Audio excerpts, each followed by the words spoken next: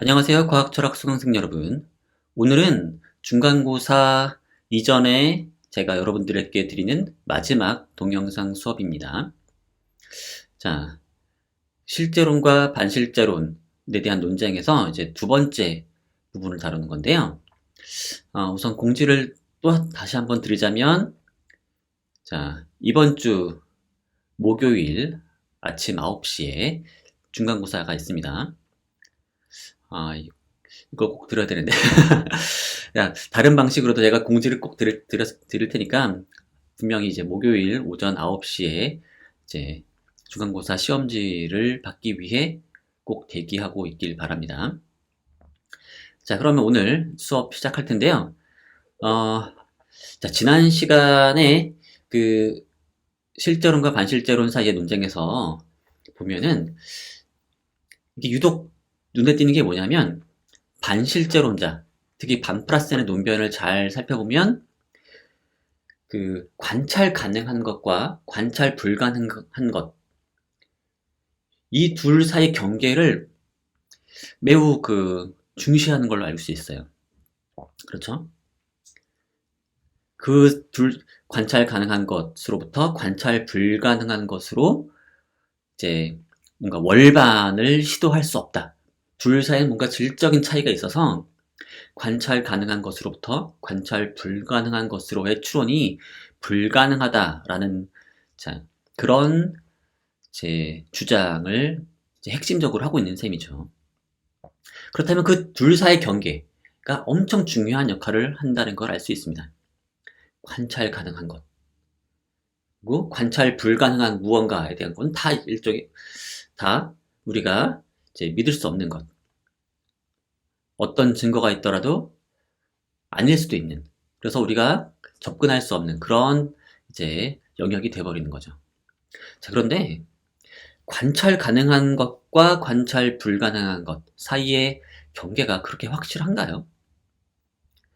자, 그로버 맥스웰이라고 하는 철학자는 다음과 같은 논변을 통해서 관찰 불가능한 것과 관찰 가능한 것 사이의 경계가 그렇게 이제 명확하지 않다라고 주장을 합니다. 자, 보시면 여기 현미경을 통해서 보기. 자, 보세요. 맨 위에서부터. 자, 명확하게 관찰로 보이는 것들. 진공을 통해서 보기. 그냥 공기 속에서 보기. 우리가 평소에 그렇게 하죠. 아니면 창 유리를 넘어서 보기. 자, 여러분 지금 강의를 들으면서 창밖을 한번 보시기 바랍니다. 창밖에 뭐가 보이시나요? 자, 그 사이에 창 유리가 가로막고 있지만 그래도 우리는 그걸 통해서 볼 수 있죠? 또는 심지어 저는 이제 안경도 이제 쓰고서 창 너머를 또 볼 수가 있습니다.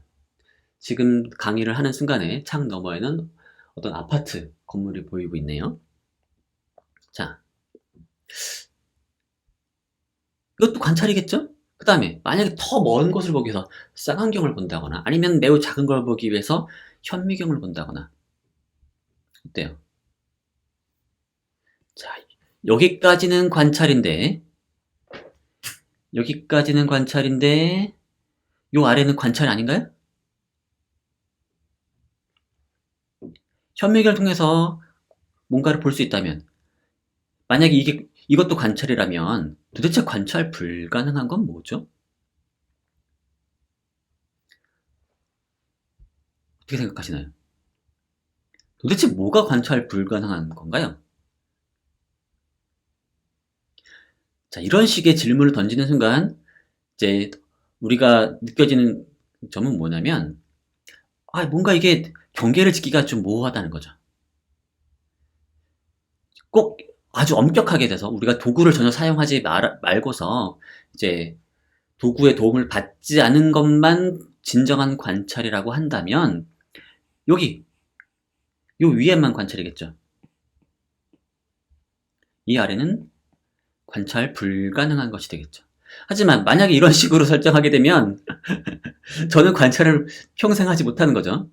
어렸을 때만 관찰을 좀 하다가 이제 안경을 쓰고 난 다음부터는 전혀 관찰을 못하는 게 되겠죠. 근데 만약에 그건 좀 너무 심하다, 경계를 이쯤에선 잡아야 된다. 안경을 통해서 보는 것까지는 관찰인데 그 아래는 관찰이 아니다. 이렇게 경계를 설정하면 어떨 것 같아요?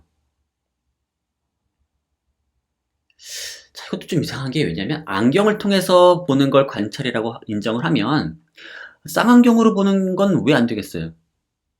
둘 다 원리상으로 보면 안경이나 쌍안경이나 같이 렌즈를 이용해서 이제 뭔가를 상을 이제 망막에 상을 만들어 가지고 보는 건 똑같지 않습니까?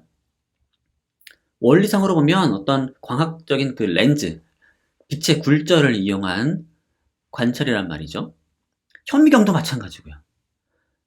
그러니까 이게 관찰 도구로 생각해 보시면 알고 보면 다 똑같아요. 그리고 심지어 우리 눈도 렌즈 아닙니까? 그러면 우리 눈으로 보는 거나 렌즈를 그 앞에 또 덧붙여 가지고 보는 거나 다를 게 뭐가 있겠습니까? 자, 이런 식으로 생각하는 순간 경계를 더 넓혀야 될 것 같죠. 그럼 만약에 여기까지 넓히게 되면은 더 이상 물론 현미경, 광학 현미경으로 안 보이는 것도 많이 있죠. 하지만 만약에 이런 현미경을 통해서 보는 것을 관찰로 인정하는 순간 그 아래에 있는 것도 인정하지 못할 이유가 또 뭐가 있겠습니까? 따라서 그 반실제론자들이 주장할 때 매우 중요한 역할을 하고 있는 그 관찰 가능한 것과 관찰 불가능한 것 또는 이렇게 관찰과 이론 이런 식의 구분이라고 하는 게 분명치 않다는 걸 알 수가 있죠. 우리는 야금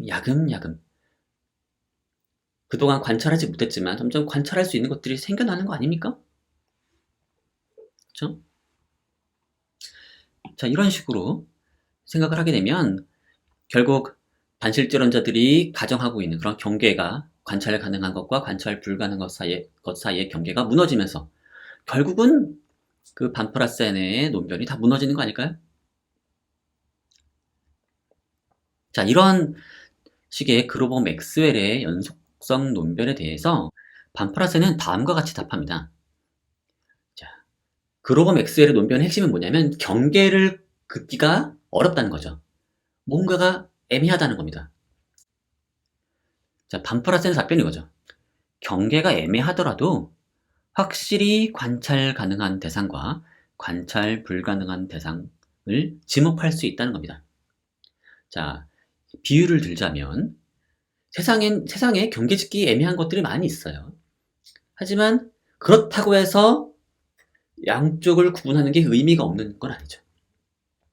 자, 요즘 시대에 잘 쓰지 않을 법한 그런 비유이긴 한데 반프라센은 그 대머리를 예를 들어서 비유를 합니다. 자, 대머리와 대머리가 아닌 사람을 우리는 구분할 수 있죠. 물론 그 사이의 경계는 애매합니다. 도대체 머리카락이 몇 개까지 있어야지 대머리고 몇 개가 이상이면 대머리가 아니냐? 이런 기준을 설정하는 건 매우 어렵습니다. 그렇지만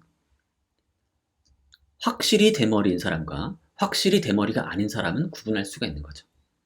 자, 마찬가지로 관찰 가능한 것과 관찰 불가능한 것 사이 경계는 모호할 수 있지만 확실히 관찰 가능한 것과 확실히 관찰 불가능한 것은 구분할 수 있다는 겁니다. 자, 그래서 그럼 도대체 확실히 관찰 가능한 게 뭐냐? 자, 반프라센의 전략은 대략적인 기준을 제시하는 겁니다. 뭐냐면 가장 확실히 관찰로 보이는 것들로부터 시작할 수 있는 거죠. 그래서 우리가 맨눈으로 그냥 관찰하는 건 맨눈으로 제가 이런 필통을 보고 있으면 이제 필통을 제가 보고 있는 거죠. 필통을 제가 관찰하고 있는 겁니다. 물론 제가 안경을 쓰고 있네요. 그러면 안경을 벗고도 볼 수 있죠, 전. 안경을 벗고도 제가 이걸 볼 수가 있습니다. 예, 보여요. 좀 멀면 안 보이지만 적절한 거리로 두면 보입니다. 적절한 거리로 두면. 자, 바로 이런 직관이에요. 도구를 사용하지 않더라도 그걸 볼 수 있는 상황이 있다면 그건 관찰이라는 거죠. 그래서 이것도 사실은 완벽한 정의는 아니지만 이런 식으로 표현을 해보는 겁니다. 만일 어떤 X가 적절한 상황 하에서 우리에게 제시될 경우 우리가 그것을 관찰하게 되면 그런 상황들이 존재한다면 X는 관찰 가능한 겁니다. 그래서 이 필통은 저에게 관찰 가능한 대상이에요. 자, 아이고. 자, 이 연필 관찰이 가능한 대상입니다. 제가 안경을 벗더라도 적절하게 이제 가까이 눈을 대면은 보입니다. 마찬가지로 우리가 망원경을 통해서만 볼 수 있다고 생각되는 목성의 위성, 이것도 다 관찰 가능한 겁니다. 왜냐? 지금은 지구상에서 보려면 망원경이 필요하지만 뭐 굳이 정말로 보고 싶다면 우주선을 타고 목성의 위성 가까이까지 가서 보면 되는 거 아닙니까? 그럼 되는 거예요. 반면에, 그러니까 사실은 이 기준에 따르면 커다란 것들은 다 볼 수 있습니다. 아주 멀리 있는 것 다 볼 수 있는 겁니다. 멀리 있는 것도 어쨌든 우리가 가까이 가면 볼 수 있는 거니까. 하지만 작은 건 안 돼요. 전자니 쿼크니 하는 것들은 어떠한 상황 하에서도 이걸 볼 수 있는 그런 상황이 존재할 수가 없는 거죠. 그러니까 얘네들은 관찰 불가능한 대상이라는 겁니다. 그래서 전형적으로 관찰 가능한 것과 전형적으로 관찰 불가능한 것을 구분할 수가 있고요. 자, 그렇다면 그럼에도 불구하고 어떤 사람들은 어떤 아주 작은 이런 미시적인 입자들을 관찰할 수 있다라고 주장하기도 합니다. 예를 들면 이런 안개상자 같은 걸 이용해주면 입자의 궤적이 보입니다. 다양한 입자의 궤적이 보이죠. 어떤 애들은 상당히 직선으로 가지만 어떤 애들은 뱅글뱅글 돕니다. 그쵸? 뱅글뱅글 돌아서 슝슝슝슝 이렇게 돌아가네요. 자, 그래서 약간의 전기장 또는 적절한 자기장 하에서 이 궤적을 관찰하면 이 입자를 우리가 얘가 뭐다라고 이제 규정할 수가 있는 거거든요. 그러면 우리는 이런 자그마한 입자들을 볼 수 있는 거 아닙니까? 자, 반프라스님이 말하기를 그건 관찰이 아닙니다. 그거는 탐지일 뿐이에요, 탐지. 우리는 그 입자를 디텍트 하긴 했지만 observe 한 건 아니라는 거죠. 관찰은 아니에요. 자, 이걸 뭐와 비유하냐면 우리가 제트기가 있어요. 제트기가 날아가고 있습니다. 제트기가 날아갈 때 우리는 제트기 뒤에 이제 그 비행운이 관찰될 때가 많이 있어요. 자, 그러면 우리가 제트기는 못 보고 비행운만 본다고 해보죠. 자, 그걸 보면은 자, 어때요? 비행운이 만들어지면 그건 사실은 제트기가 연료를 분사할 때 그것이 이제 공기랑 만나면서 상호작용에 의해서 만들어진 뭔가의 결과물이겠죠. 그럼 비행운이 늘 우리가 본다고 해가지고 우리가 제트기를 본 걸까요? 아니죠. 우리는 그냥 비행운을 본 거죠. 제트기를 본 게 아니죠. 제트기를 보려면 우린 이렇게 해야 되죠. 비행운을 보면서 저기 비행운 보이지 저기 그러면서 그 앞부분을 봐. 그 앞부분 거기 앞에 거기 제트기가 있잖아 하면서 우리 제트기를 볼 수가 있죠. 바로 그거죠. 그래서 제트기를 봐야만 우리는 제트기를 관찰한 겁니다. 반면에 이 구름상자 또는 안개상자라고 부르는 이 기기 속에서 입자의 궤적을 우리가 관찰할 때는 사실은 이것도 이 안개상자 속에 일종의 그 기포들이 있는 거거든요. 수증기가. 그래서 입자와 수증기가 만나면서 일어나는 어떤 그 결과물을 상호작용의 결과물을 보는 것뿐이지 입자 그 자체를 보는 건 아닙니다. 일종의 비행운을 보는 것과 마찬가지죠. 이 자그마한 미시적 입자의 비행운을 보는 겁니다. 자, 이때 그러면 입자의 비행운을 봤다고 해서 입자를 본 겁니까? 아니라는 거죠. 자, 그때 제트기의 경우에는 비행운을 본 후에 그 앞쪽을 보면서 제트기를 볼 수 있는 가능성이 있죠. 하지만 입자의 경우에는 그럴 수가 없습니다. 이 안개상자 속에서 보이는 입자의 궤적을 통해서 우리는 궤적만 보이고 또는 입자의 비행운만 보일 뿐이지 입자 그 자체는 볼 수가 없어요. 여기 비행운의 요 앞쪽을 봐. 거기 입자가 있잖아. 라고 말을 할 수가 없는 거잖아요. 그래서 암만 노력한다 하더라도 우리는 입자의 궤적을 탐지했거나 입자로 보이는 무언가를 탐지했을 뿐이지 입자 그 자체를 관찰한 건 아니라는 겁니다. 그래서 여전히 우리가 일상적으로 보는 관찰과 할 수 있는 관찰과 입자에 대한 탐지 사이에는 넘을 수 없는 그런 벽이 있다는 거죠. 그렇죠? 그래서 둘의 질적 차이가 사라지질 않는 겁니다. 거시적인 물체는 관찰할 수 있어요. 하지만 미시적인 물체는 절대로 그것을 관찰할 수 있는 기회가 만들어지지 않는다는 겁니다. 자, 물론 이런 구분이라고 하는 게 결과적으로는 어떤 구분을 만들어내냐면 결국 거시적인 건 관찰 가능하고 미시적인 건 관찰 불가능한 것으로 만들어 버리는데 이건 조금은 어색한 점은 있죠. 그러니까 망원경으로 보이는 대상들은 관찰 가능하고 현미경으로 보이는 대상들은 관찰 불가능하다라고 하는 식의 귀결을 가지는 거니까 다소 약간 반직관적인 느낌을 가지고 있죠. 왜냐하면 도구적인 측면에서 보면은 망원경이나 현미경이나 동일한 원리에 의해서 작동하는 거기 때문에 망원경으로 보이는 거나 현미경으로 보이는 거나 둘을 구분해주면 안 될 것처럼 보이지만 이 반프라센의 기준에서는 그게 엄격하게 구분이 되는 겁니다. 왜냐하면 망원경으로 본 건 망원경 없이도 볼 수 있는 기회가 있으나 현미경으로 보이는 애들은 현미경을 치우면 절대로 볼 수가 없기 때문이라는 거죠. 자, 그런데 이런 식의 태도를 보면 결국 도구를 이용한 관찰을 일단은 이제 진정한 관찰로 취급을 하지 않는 거죠. 도구로 관찰했다 하더라도 도구 없이 관찰할 수 있는 기회가 있어야만 제대로 된 관찰이라고 주장하는 거잖아요. 근데 이게 말이 되는 얘기일까요? 앞서 제가 그 그로범 엑셀에 대한 얘기를 할 때도 있겠지만 인간의 감각기관 역시 일종의 도구 아닙니까? 눈, 코, 귀.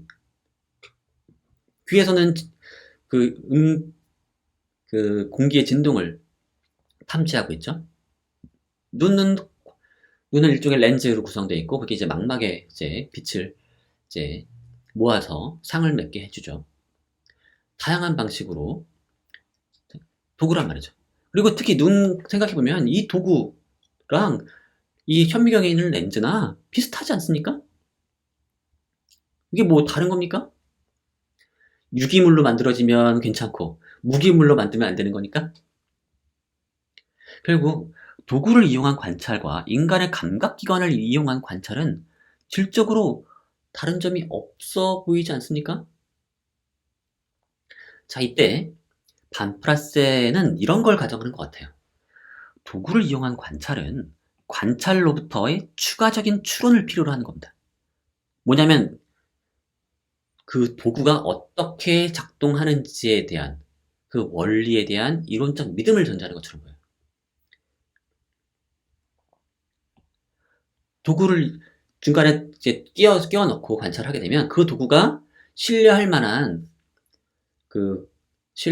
작동한다는 걸 믿을 만한 이유가 필요하죠. 그러려면 그 도구의 작동 원리를 믿어야 되고 그 작동 원리가 참이라는 것까지도 믿어야 되는데 이렇게 되면 사실은 그 우리가 믿어야 하는 어떤 전제가 더 추가되면서 의심의 소지가 더 높아지는 거 아니겠습니까? 따라서 도구를 이용한 관찰은 도구를 이용하지 않은 관찰과 질적으로 구분된다는 겁니다. 도구를 이용하면 이용할수록 도구 그 결과물, 관찰 결과물이라고 불릴 만한 그것에 대한 신뢰성이 떨어지는 거죠. 의심의 소지가 높아지는 거죠. 도대체 그런 결과물을 만들어낸 작동 원리가 있을 텐데 그건 어떻게 믿어야 되느냐.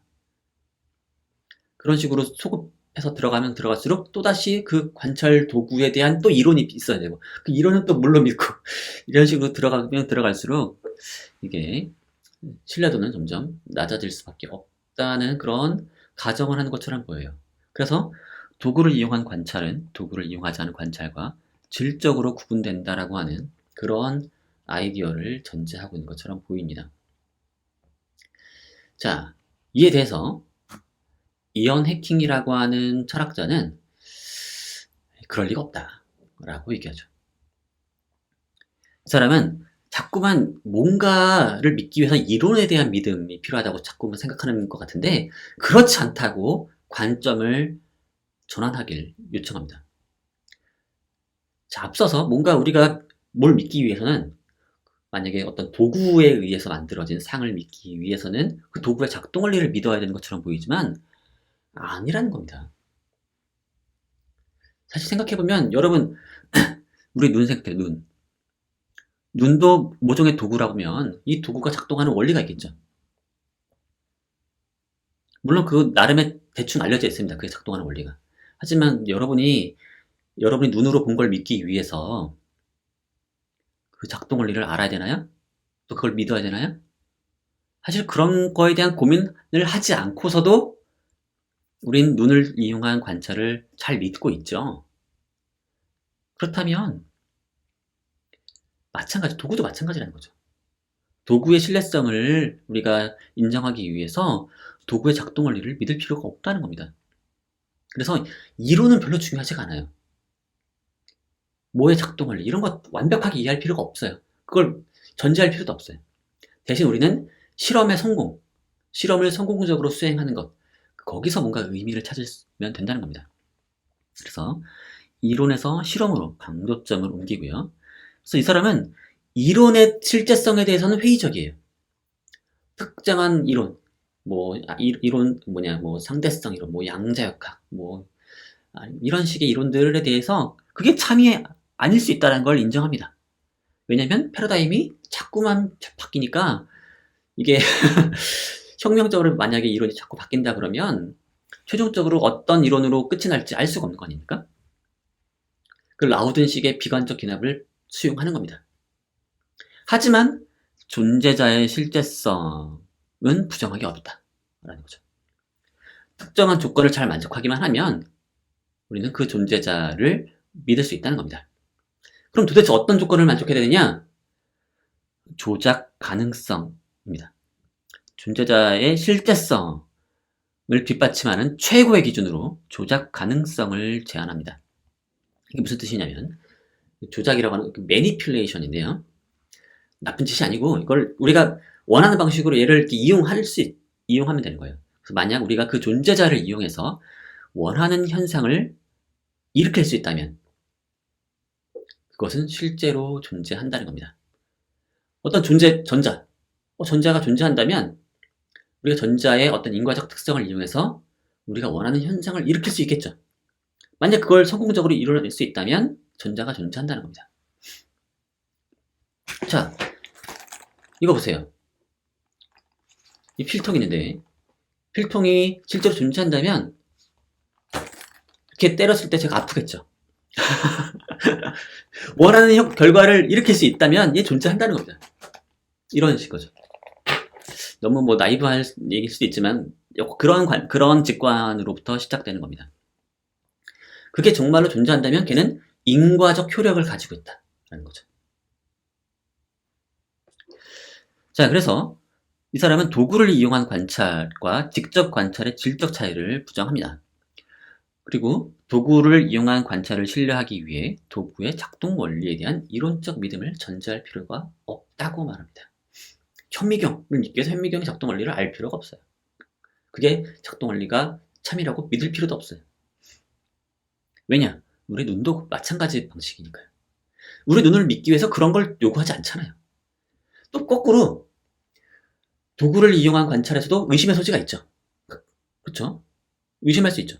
반대로 눈을 이용한 관찰도 의심할 수가 있어요. 우리의 눈도 때로는 착각을 하니까요. 저 멀리 지금 뭐가 보이시나요? 저 멀리 거대한 호수가 있네요, 여기. 근데 진짜 이 사막 한복판에 저런 게 있을까요? 또는 여러분 도로 한복판에 여름에 그런 게 자주 보이죠, 가끔 보이죠. 도로 한복판에 물 웅덩이가 있는 것처럼 보일 때가 있어요. 여러분 의심스럽죠? 어떻게 해야 될까요? 가까이 가봐야겠죠. 아니면 또는 다른 각도로 이 각도로 아니면 이렇게 해가지고 이렇게 보면 되는 겁니다. 다양한 방식으로 그걸 확인하려고 노력하죠. 단지 지금 이 순간 본 것만 가지고 판단하려고 하는 게 아니라 다른 방식으로 걔와 상호작용을 하려고 노력하는 겁니다. 그쵸?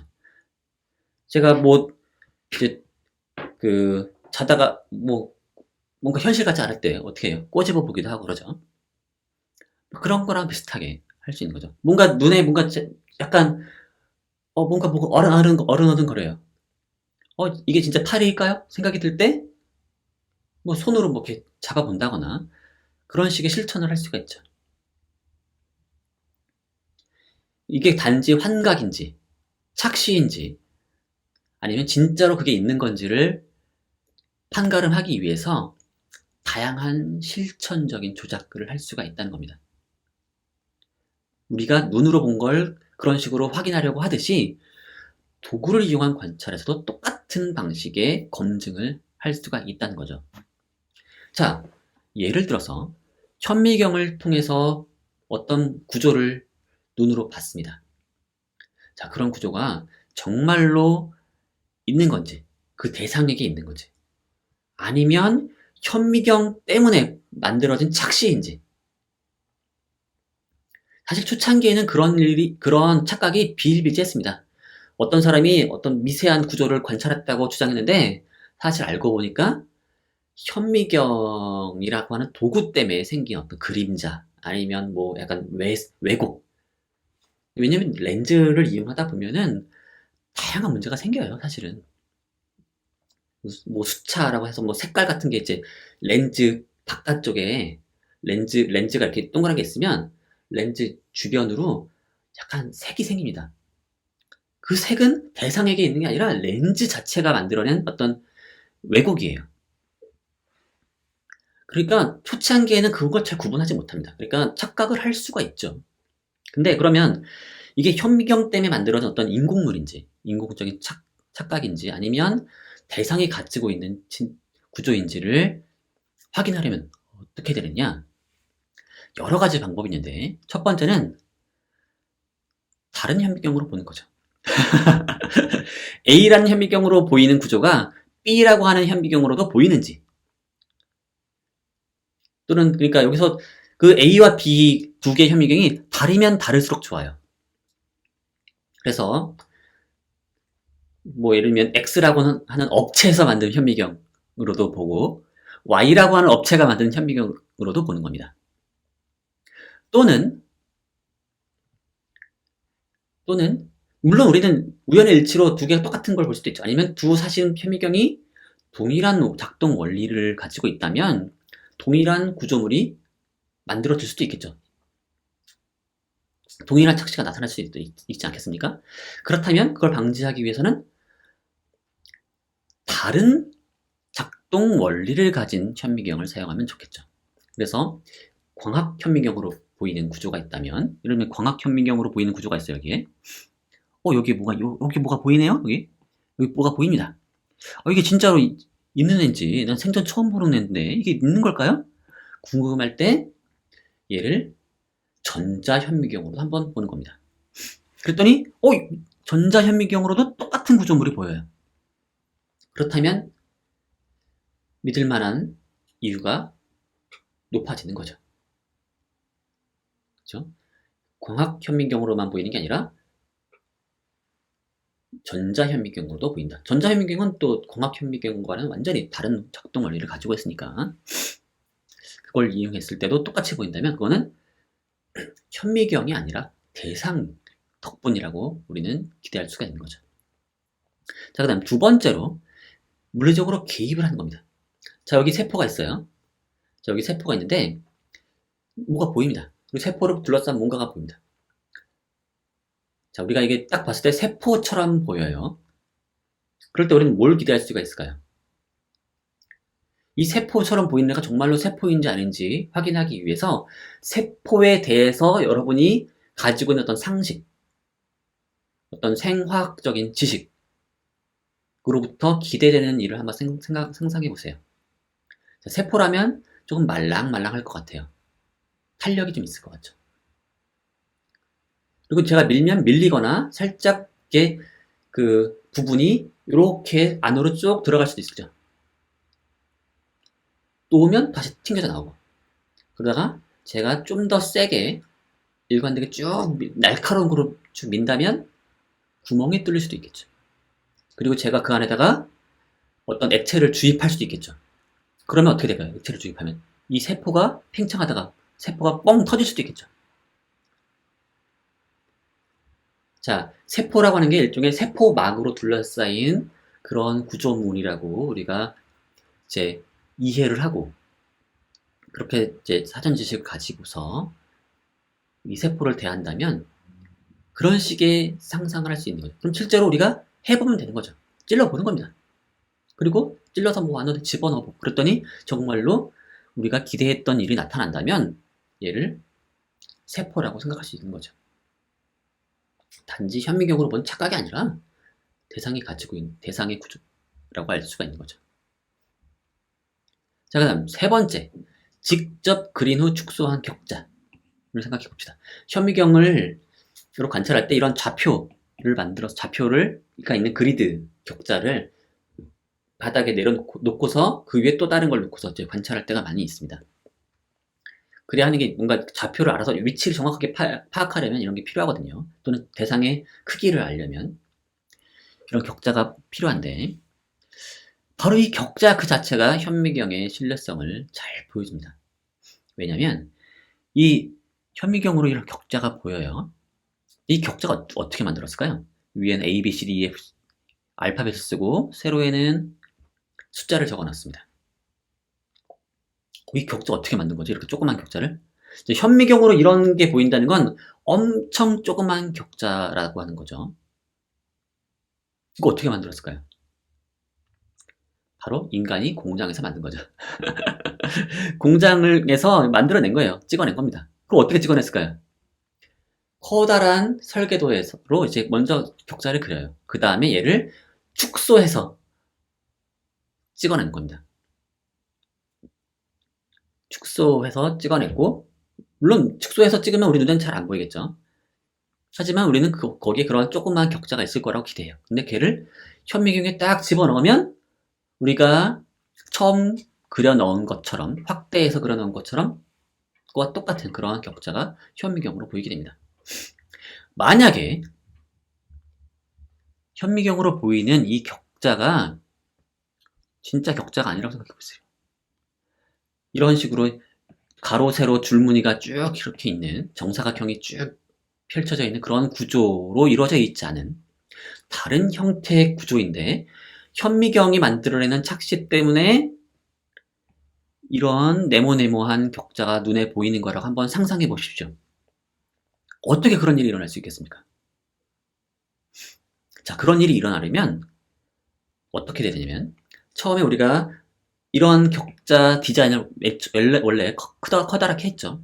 그리고 그 원래 디자인이 축소되는 과정에서 아주 이상한 일이 벌어져가지고 다른 모양으로 변했다가 그 다른 모양이 현미경으로 볼 때는 다시 격자 무늬로 둔갑해야 되는 거죠. 두 번에 걸친 이상한 조작이 마치 우연의 일치처럼 다시 최초의 모습으로 보이도록 만들어주는 그런 희한한 일이 벌어져야만 되는 거죠. 근데 그럴 일은 없지 않겠습니까? 따라서 격자가 우리가 만들어낸 격자가 그대로 자그마한 격자가 보인다는 건 현미경이 정상적으로 신뢰할 만큼 잘 작동한다는 걸 우리에게 알려주는 거 아닐까요?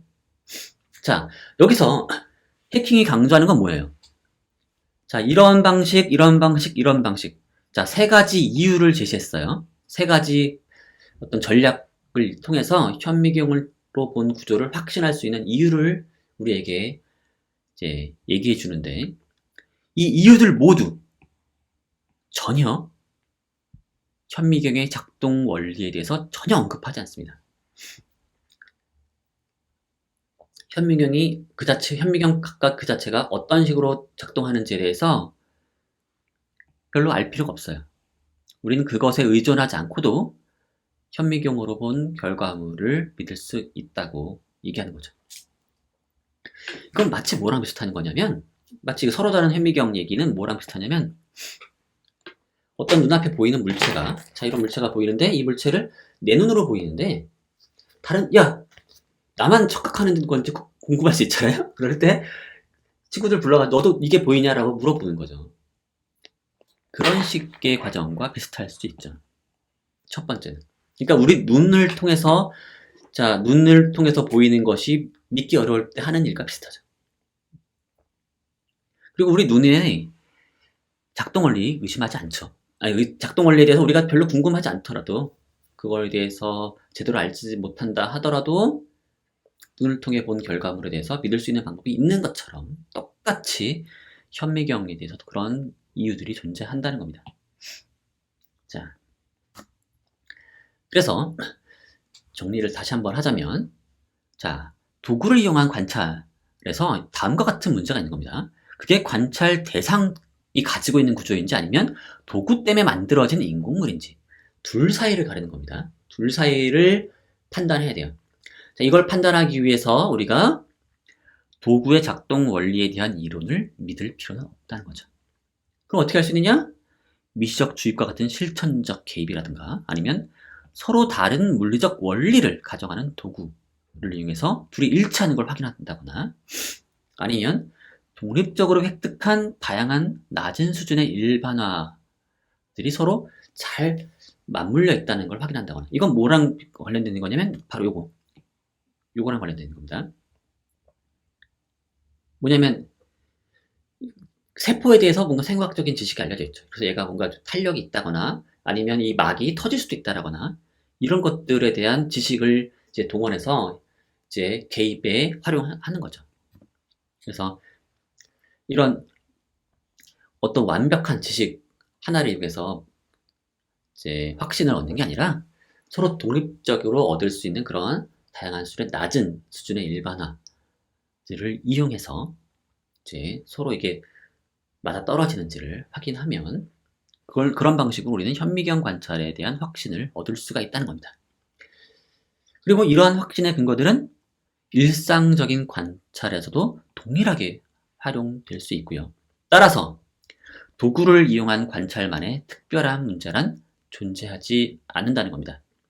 눈을 통해서 보는 거나 우리 감각기관을 통해서 관찰한 거나 도구를 이용한 관찰이나 질적인 차이가 없다는 겁니다.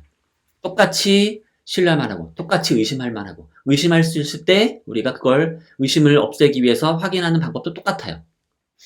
그러니까 그 둘 사이의 경계를 짓는 것 자체가 무의미한 일이라고 얘기하고 있는 거죠.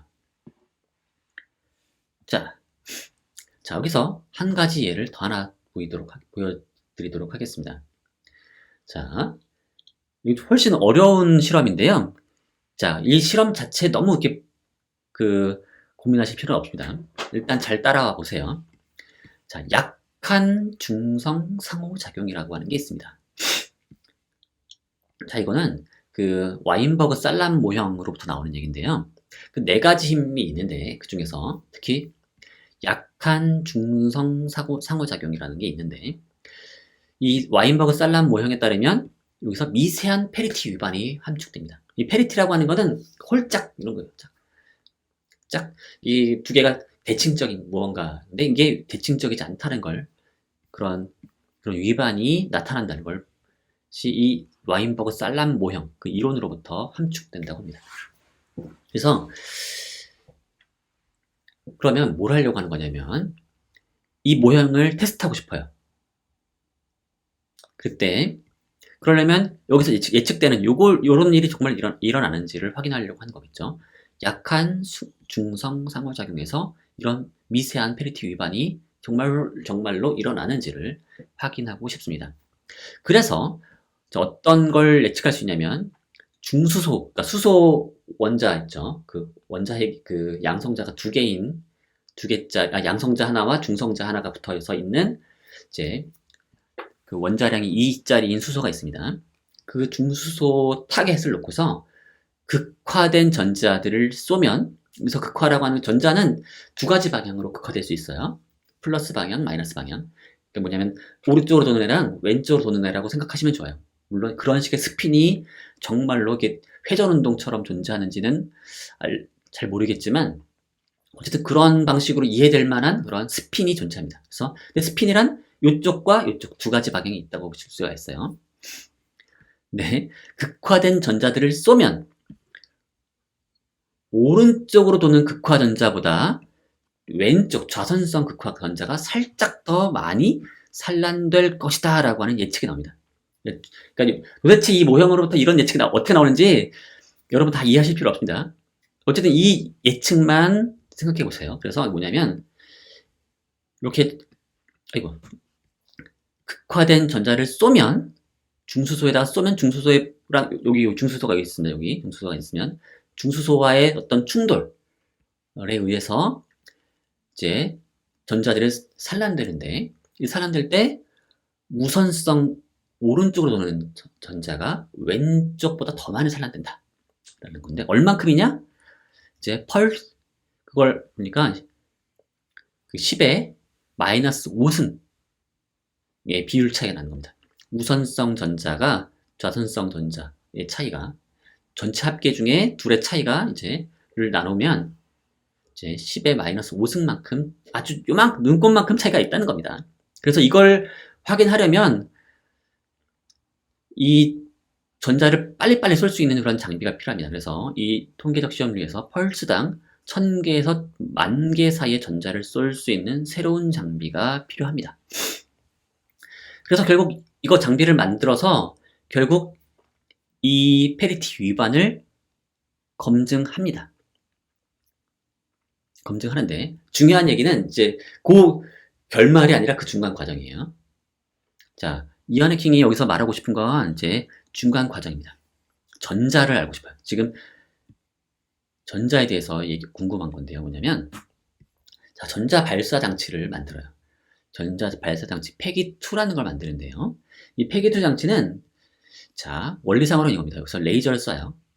레이저를 쏘면 이제 선형으로 극화된 광자가 나오는데 여기다가 뭔가를 조작해서 포켈셀이라고 하는 걸 이용해서 얘를 원형으로 극화된 방식으로 광자를 만들고 걔를 이제 다시 이렇게 돌려가지고 길을 만들어서 갈륨 비소라고 하는 물질에다 쏘면 얘는 다시 그 원형으로 극화된 빛을 선형으로 극화된 전자로 이제 방출합니다. 그러니까 빛을 흡수해서 전자를 방출하는 애예요. 근데 어떤 전자를? 선형으로 극화된 전자를 방출합니다. 바로 얘가 필요한 거예요. 그렇죠? 선형으로 극화된 전자를 이제 총을 만들어서 전자총을 만드는 겁니다. 전자총. 그래야 이 실험을 할 수가 있는 거죠. 우선 총알을 엄청 많이 발사를 해야 돼, 총알을 엄청 많이 발사를 해야 되는 거예요. 총알을 빵빵빵빵빵빵 쏴야 되는데, 그걸 만드는 그런 일화입니다. 그 전자총의 이름이 바로 패기2였던 거고요. 패기1이 원래 있는데, 걔보다 이제 성능이 훨씬 더 좋은, 빨리빨리 쏠 수 있는, 그 기관총 같은 애를 만들려고 한 겁니다, 전자총을. 그래서 전자가 방출되면 걔를 또 이제 가속을 해서 이제 엄청난 속도로 이제 쏘려고 하는 거죠. 자, 이게 패기2인데, 이 패기2 만드는 게 쉽지가 않습니다. 쉽지가 않은데. 그래서 가만 보면은 결국엔 원리상으로는 가능한 일이지만 수많은 난관이 있어요. 그 다음에 각각의 과정이 다 이해되는 건 아닙니다. 예를 들면 갈륨 비소가 어떻게 원형으로 극화된 빛을 받아서 선형으로 극화된 전자를 방출하는지 잘 알려져 있지가 않아요. 잘 알려져 있지가 않습니다. 우리는 그냥 그렇다고만 알려져 있으니까 걔를 그냥 사용하는 거죠. 그리고 얘의 성능을 높이려면 똑같 동일한 빛을 받더라도 더 많이 전자를 방출할 수 있게 만들면 좋겠죠. 이건 일종의 공학적인 그 작업인데 얘를 위해서 표면에다가 적절한 물질을 발라봐요. 이것도 발라보고 저것도 발라보고 또 이 공간을 진공으로 만들기도 하고 또 온도를 조절하기도 하고 여기 도대체 가장 좋은 광원이 무엇인지 시행착오를 통해서 얻어냅니다. 근데 재밌는 건 뭐냐면 도대체 왜 하필 710 나노미터가 최선인지 아니면 여기 어떤 물질 중에 왜 그 물질이 최선인지 왜 낮은 온도가 좋은지에 대해서 완벽한 이해가 인간에게 있지는 않아요. 해보다 보니까 그게 좋다는 거예요. 왜 좋은지는 몰라요. 그런 식인 겁니다. 또는 뭐 여기서 버그가 여러 가지 생깁니다. 예를 들면 레이저를 쏘다보면 중간에 갑자기 이게 그 지터 현상이라고 해가지고 레이저가 일정하게 나와야지 실험이 좋은데 일정하게 나오다가 갑자기 쭉 올라갔다 피크가 막 이렇게 나오는 경우들이 있어요. 그걸 막을 방법이 별로 없습니다. 그러니까 그 부분은 이제 버리고 이렇게 하는 것도 있고요. 또는 예를 들면 여기서 나온 전자가 뒤로 돌아가면 또 고장을 일으킬 수가 있습니다. 그래서 그걸 막기 위해서 또 여러 가지 시행착오를 겪기도 하고요. 또 여기 가다가 이게 먼지를 만나면 어떻게 될지 뭐 그런 식의 걱정거리도 많이 있습니다. 그렇죠? 극화된 전자가 먼지를 치면 도대체 무슨 일이 벌어질까? 자, 각각 그런 일들을 생각하다 보니까 여기다가 안 되겠다. 먼지를 열심히 제거해야지. 그래서 이제 물뿌리기 같은 걸 이용해가지고 먼지를 제거하고 그런 식의 이제 일들을 완수해야 이런 일들을 통해서 우리는 아주 정교한 전자 발사 장치를 완성할 수가 있게 됩니다.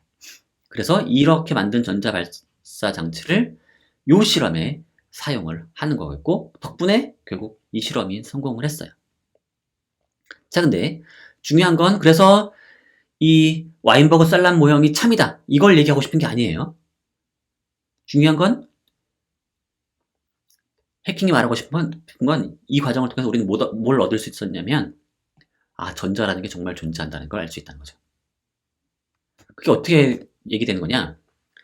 자, 패기2의 실험가들은 전자로 현상을 설명하는 게 아니라 전자를 탐구의 도구로 사용합니다. 와인버그 쌀람 모형의 시험을 위해서 전자를 탐구 도구로 사용하는 거죠. 뿅뿅뿅 전자총을 만드는 거죠. 자, 그래서 이 전자에 대한 실제성을 믿기 위한 가장 강력한 증거는 뭐냐? 전자에 대해서 잘 이해된 낮은 수준의 인과적 성질. 전자는 일종의 질량을 가지고 있고 일정한 어떤 전하를 가지고 있고 그리고 걔는 뭐 다른 거랑 상호작용해서 막 산출되기도 하고 어떤 물질로부터 전자가 만들어지기도 하고 등등의 이런 인과적 성질을 이용해서 전자가 나오면 또 전자가 무슨 일을 일으킬 수 있고 이런 식의 낮은 수준의 인과적 성질을 이용해서 그걸 조작해내는 우리의 능력이 있다는 겁니다. 그리고 이런 능력을 우리가 갖추기 위해서 그 엄청나게 정교한 이론적 설명이 있는 건 아니에요. 어떤 통일된 설명이 존재하진 않아요. 이 각각의 부분들, 이 부분 작동 방식이 다 부분적이고 매우 이질적인 이해 방식이 그냥 결합해서 하나의 어떤 엔지니어링의 작품이 만들어진 것 뿐이지, 기계를 만든 것 뿐이지, 이 모든 과정을 완벽하게 설명할 수 있는 어떤 이론이 있는 건 아닙니다. 이론적 설명은 없이 아주 부분적으로만 존재하는 채 다만 뭐만 하는 거예요? 결과적으로 성공적으로 작동하는 그런 전자총을 만든 것 뿐이라는 거죠. 그리고 그걸 만들어서 우리가 원하는 일을 일으킬 수 있다면 전자는 존재한다는 거죠. 전자를 쏠 수 있게 됐으니까. 그리고 전자로부터 기대되는 어떤 일을 일으킬 수 있으니까 우리는 전자가 있다고 믿을 수 있다는 거죠. 그래서 전자의 실제성이 과거에는 훨씬 낮은 수준이었을 수 있습니다. 낮았죠. 믿기 어려울 수 있어요. 전자에 관한 이론이 현상을 설명할 수 있을 때 그때는 이에 대한 믿음이 이 정도밖에 안 돼요. 1단계밖에 안 돼요. 1단계밖에 안 돼요. 그러다가 전자에 대해서 측정이 가능해졌을 때, 그래서 전자의 전하량 또는 전자의 그 질량 대 전하의 비, 그 다음에 전자의 질량 이런 것 등이 측정 가능해졌을 때 우리는 얘에 대한 믿음이 더 올라갑니다. 그리고 그걸 이용해서 전자의 인과적 속성들, 스핀이나 운동량 등을 자유자재로 우리가 조작해서, 그러니까 우리가 뭔가를 제대로 사용하려면 걔를 능숙하게 통제하고 조작할 수가 있어야 돼요.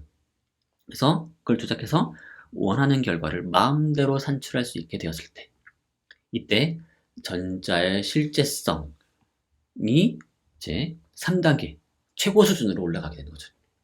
이거 내가 원하는 만큼 자유자재로 사용할 수 있다면 얘는 진짜로 존재하는 거 아니겠느냐. 그죠. 그리고 그거에 대한 믿음이 결국 과학적 활동의 전제 조건이 되는 거죠. 어떻게 전자를 믿지 않고서 이런 총을 만들 수 있겠습니까? 난 전자의 실제성은 믿지 않는데 나 이런 총을 만들어서 이 테스트를 할 거야 라고 하는 것 자체가 성립이 안 되는 거 아니겠습니까? 바로 그 얘기인 겁니다. 그래서 이론적 존재자에 대한 실제론을 보장하는 것은 이론이 아니라 실천이라고 하는 거죠. 자, 그래서 해킹이 강조하기를, 이 기적금지 논변 잘 기억하시죠?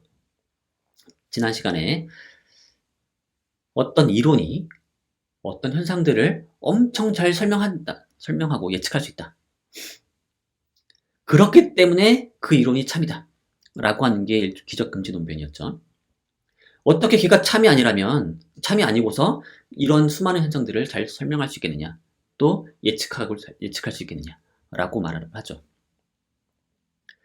그런데 이안 해킹은 이렇게 말하죠. 설명은 필요 없다는 거죠. 이론은 필요 없다는 거죠. 이론을 이용한 설명은 못해도 상관없다.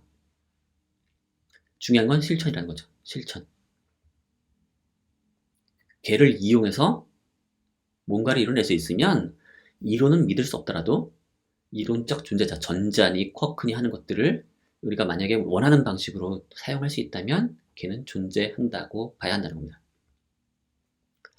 설명력 대신에 조작 가능성에 근거해서 전자의 실제성을 이제 뒷받침하려고 하는 거죠.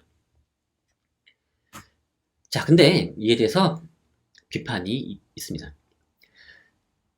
이안 해킹은 자신이 그 기적금지 논변과는 다른 종류의 논변을 펼치고 있다고 주장을 하죠. 하지만 가만 보면 이안 해킹의 논변 역시도 일종의 기적금지 논변으로 보인다는 겁니다. 자, 실천적 개입의 성공에 초점을 맞추고 있죠. 근데 그거 역시도 일종의 이론적 예측의 성공 아닙니까? 자, 전자총 패기2를 이용한 타겟 조준에서 뭔가 일을 일으켰어요. 그러면 무슨 일이 벌어져야 합니까? 산란된 전자가 적당한 극화 비율을 보이겠죠. 그게 예측된 결과 아니었습니까? 만약에 이런 일이 일어나지 않았다면, 이런 기대되는 일이 벌어지지 않았다면 과연 전자를 믿을 수 있을까요?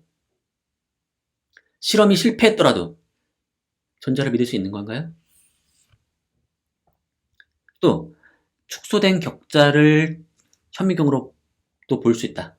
따라서 격자가 정말 조그만 격자가 있는 거다. 이건 뭐예요?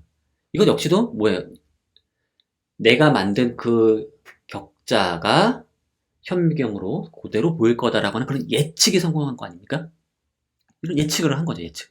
또 다른 현미경으로 볼 때도 동일한 구조가 어느 현미경으로 보더라도 동일 위치에서 보일 거라고 하는 그런 예측의 성공 아닙니까? 또 세포의 바늘을 찌르는 행위. 찔렀을 때 무슨 일이 기대돼요? 세포에 용액이 주입돼서 얘가 부풀거나 아니면 세포벽이 파괴되거나 이런 걸 기대하는 거 아닙니까? 그런 기대되는 일이 일어나야 성공이죠. 그래서 해킹의 논변은 다음과 같이 재구성될 수가 있습니다. 전하를 가진 입자인 전자가 존재하지 않거나 현미경으로 보이는 세포 내 구조 또는 격자 무늬가 대상의 실제 구조가 아닌데도 예측된 대로 결과가 나타난다는 것은 우주적 기적 아니냐, 코스믹 코인시던스 아니냐라고 얘기하는 거죠. 결국 본인은 아니라고 얘기하지만 사실상 과거 실제론자들이 이제 주장하던 기적금지 논변과 사실 다를 바가 없는 것 아니다. 다를 바가 없다라고 하는 비판이 제기될 수가 있는 거죠. 물론 이에 대해서 해킹이 나름 이제 변화할 수 있는 말이 있긴 있습니다. 그게 뭐냐? 자신의 논변을 기적 금지 논변으로 분류할 수 있긴 있다. 하지만 그렇다 하더라도 자신의 논변은 이론이 최소로 사용된, 그래서 낮은 수준의 일반화만 사용된 매우 국소화된 기적 금지 논변이다. 그래서 자신의 기적 금지 논변에서는 특정한 이론의 참을 전제할 필요가 없어요. 그렇죠? 동일한 구조가 동일 위치에서 보일 거다. 도대체 어떤 이론이 사용된 거냐? 또는 뭐 격자를 통해서 똑같은 격자가 보인다는 것도, 내가 만든 격자가 보인다는 것도, 특별히 뭔가 이론이 사용된, 구체적으로 무슨 이론이 사용된 예측이냐라고 할 때 그게 없는 거죠. 물론 여기는 뭐 약간의 이론이 개입됩니다. 뭐냐면 세포란 약간 이런 형태, 이런 성질을 가지고 있다라고 하는 그런 지식이 사용되죠. 하지만 그건 매우 낮은 수준의 일반화로서의 지식만 사용된 거기 때문에 비판으로부터 상당히 이제 어떤 비판을 이제 걷어낼 수 있는 그런 힘이 있다는 거죠. 그게 무슨 얘기냐면 이론에 기초한 예측이라고 한다면, 예측이면 이론에 기초한 예측의 경우에는 그 이론에 대한 믿음이라거나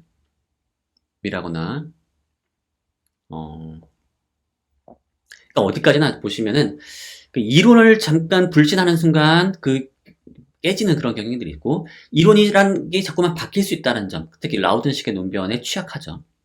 그 이론이 참이 아닐 수 있다라고 하는 거. 취약한데, 그 해킹은 이론의 참은 사용을 하지 않음으로써 그런 식의 어떤 공격을 이제 최소화할 수 있다고 생각을 하는 것 같아요. 그래서 뭔가 바뀔 여지가 거의 없다는 식으로 생각을 하는 것처럼 보이죠. 자, 이렇게 해서 해킹의 논변을 살펴봤고요.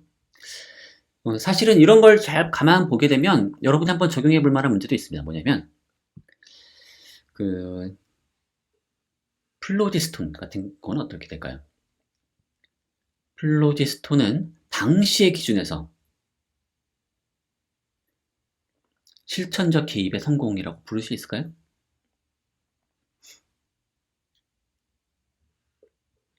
해킹의 기준에 플로지스톤은 실제 하는 걸로 인정받을 수 있는 걸까요? 아니면 아닌 걸까요?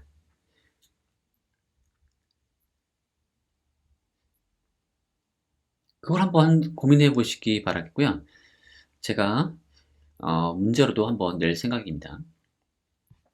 그러니까 한번 플로지스톤에 대한 언급, 지난주에 수업에서 다룬 얘기가 있죠. 그걸 한번 꼼꼼하게 텍스트를 읽어보시고요. 그 다음에 해킹이 제시하는 기준도 한번 텍스트와 함께 같이 꼼꼼하게 읽어보시고, 해킹의 기준을 이용해서 플로지스톤을 한번 평가를 해보시기 바랍니다. 자, 그러면 오늘 수업은 여기서 마치도록 하겠고요. 모두 수고하셨습니다. 그럼 중간고사 때 제가 여러분들께 시험 문제 올려드리도록 하겠고요. 그러면 다음 주 수업에서 뵙도록 하겠습니다. 그럼 감사합니다.